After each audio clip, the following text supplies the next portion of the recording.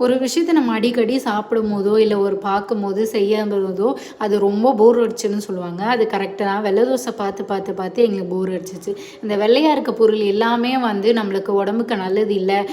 கெட்டது தான். இந்த கலர்ஃபுல்லா இருக்கிறது எல்லாமே நல்லதுன்னு சொல்லுவாங்க. இது காய்கறிக்கும் பொருந்தும். இந்த மாரி மில்லட் தோசை, இட்லி அதுக்கும் பொருந்தும். இந்த மாரி மில்லட்டா சாப்பிடும்போது, அதுவும் சின்ன பசங்க இருக்க வீட்ல நம்ம டெய்லி அடிக்கடி குடுக்கும்போது, அவங்களுக்கு இது ஒரு நார்மலைஸ் பண்ற மாரி இருக்கும்.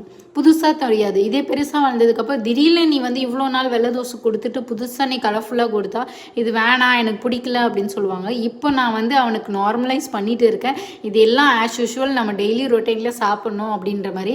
ஃபர்ஸ்ட்டு ஸ்டார்ட்டிங்கில சாப்பிட மாட்டானோ அப்படின்னு நெனச்சேன். அதுக்கப்புறம் பார்த்தா சூப்பரா சாப்பிட ஆரம்பிச்சுட்டான்.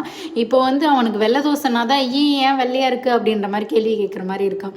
இந்த மாரி கலர்ஃபுல்லா இருந்தா இன்னும் வந்து அட்ராக்டிவா இருக்கும் இந்த பசங்களுக்கு. சூப்பரா சாப்பிடுவாங்க.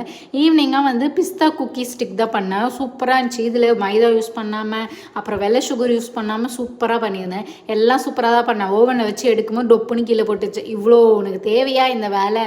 ஒழுங்கா சேஃபா எடுத்துருக்கலாம்ல" அப்படின்னு தோணுச்சு. என்னையே நான் திட்டிக்கிட்டேன்.